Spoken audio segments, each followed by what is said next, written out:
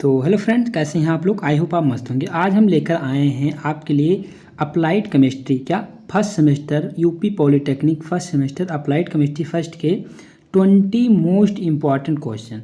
मैं गारंटी के साथ कह सकता हूं कि अगर आप इन 20 क्वेश्चन को आपने जो है पढ़ लिया तो आपकी बैग कभी नहीं आने वाली है। चलिए स्टार्ट करते हैं। अगर अभी तक आपने कुछ नहीं पढ़ा है तो अगर ये आप 20 क्वेश्चन तैयार कर लेते हैं तो आपकी बैग तो 100% नहीं आएगी, ये मैं गारंटी के साथ कह सकता हूँ। ठीक है, बाकी आगे बढ़ते हैं। चलिए क्वेश्चन नंबर 1 से स्टार्ट करते हैं। तो क्वेश्चन नंबर 1 है कि क्वांटम संख्याएं क्या हैं, ये कितने प्रकार की होती हैं, प्रत्येक को समझाइए। ठीक है, देखिए क्वांटम संख्या से आपके जो है एक नंबर तो 100% पक्के होने ही वाले हैं। ठीक है, तो आपको एक नंबर पक्के कर लेने हैं। ठीक है, क्वांटम संख्या क्या है या कितने प्रकार की होती है। ठीक है, और सभी को ध्यान से पढ़ भी लेना क्योंकि इसके जो है क्वांटम संख्या के प्रकार को लिखना पड़ता है।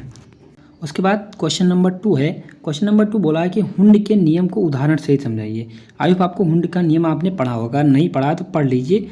हुंड का नियम मोस्ट इंपॉर्टेंट है। ठीक है, तो हुंड का नियम आपको याद कर लेना। उसके बाद क्या है कि संकरण क्या है और संकरण से आप क्या समझते हैं, इनके प्रकार का उल्लेख कीजिए। देखिए संकरण sp3 sp2 ये जो संकरण होते हैं इन्हें बताना है कि ये क्या होते हैं और ये कितने प्रकार के होते हैं। ठीक है, उनका भी उल्लेख करना रहता है। ठीक है, तो ये आपका 5 नंबर में पूछा जाता है। कितने 5 नंबर में आपका पूछा जाता है। अगला क्वेश्चन है क्वेश्चन नंबर 4, सिग्मा एवं पाई बंध में अंतर लिखिए। 100% पूछा जाने वाला क्वेश्चन है।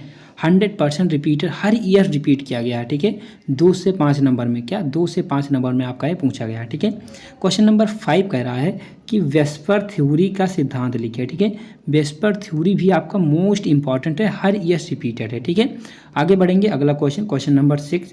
क्वेश्चन नंबर 6 का है कि ईंधन क्या होते हैं, ईंधन क्या होते हैं, ईंधनों का वर्गीकरण कीजिए। ठीक है, और इन ईंधनों के बारे में और कुछ पढ़ लेना है कि हम कौन सा ईंधन कहाँ उपयोग करते हैं। ठीक है, तो मतलब ज़्यादा आप लिखेंगे तो आपको ज़्यादा नंबर मिलने के चांसेस रहते हैं। जितना कापी आप भरेंगे उतना ज़्यादा आपको नंबर मिलेंगे। ठीक है, आगे बढ़ेंगे। क्वेश्चन नंबर जो है 7 बोला है कि उच्च एवं निम्न मान का उल्लेख कीजिए। हमें उच्च और निम्न मान बताना है। ठीक है, कि उच्च मान क्या होते हैं, निम्न मान क्या होते हैं, इनके उदाहरण सहित आपको उल्लेख करना रहता है। ठीक है, उदाहरण वगैरह ध्यान से देख लेंगे। ठीक है, उसके बाद देखेंगे आगे।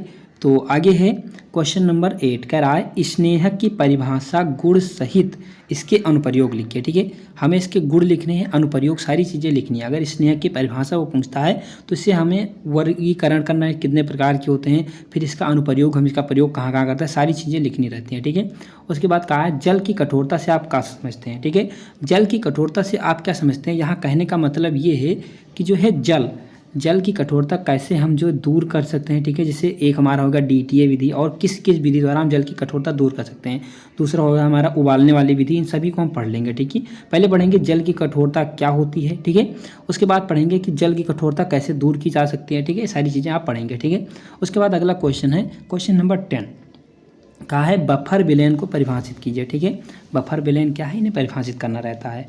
क्वेश्चन नंबर 11 है PCD तथा BOD तथा COD को परिभाषित कीजिए। इनमें ये अंतर भी पूछता है। ठीक है, तो ज़्यादातर ये अंतर वाले ही क्वेश्चन, ये अंतर ही पूछेगा इसमें। ठीक है, रेडॉक्स अपक्रिया आपको पढ़ लेनी है क्योंकि रेडॉक्स अपक्रिया हर ईयर रिपीट करता है और इसमें आपको इसकी जो है समीकरण वगैरह लिखनी रहती है, यानी रिएक्शन वेक्शन करना रहता है। ठीक है, रिएक्शन भी करेंगे तभी आपको पूरा नंबर मिलने वाला है। अगला क्वेश्चन है विद्युत रासायनिक श्रेणी तथा मानक इलेक्ट्रोड विभव को समझाइए।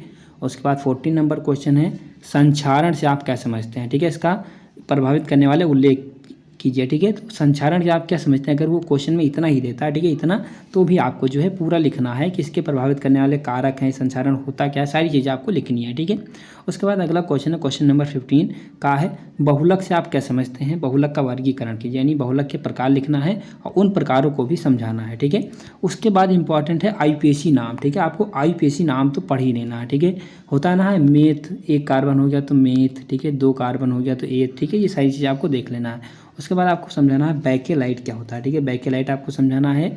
और सबसे इम्पॉर्टेंट क्वेश्चन अब तक का क्या है, सबसे इम्पॉर्टेंट क्वेश्चन नायलॉन 66 पर टिप्पणी लीजिए। ठीक है, नायलॉन 66 पर टिप्पणी लिखिए। आपका 5 नंबर का क्वेश्चन है और 100% आपका ये क्वेश्चन पूछा जाएगा। ठीक है, उसके बाद थर्मोसेटिंग प्लास्टिक और थर्मोप्लास्टिक में क्या अंतर है, ये भी लिखना आपका। ठीक है, तो आई होप आपको समझ में आ गया होगा। अगर वीडियो अच्छी लगी है तो वीडियो को लाइक कर दीजिए और हमारे चैनल को सब्सक्राइब कर लीजिए। फिर मिलते हैं अगली वीडियो में, तब तक के लिए धन्यवाद।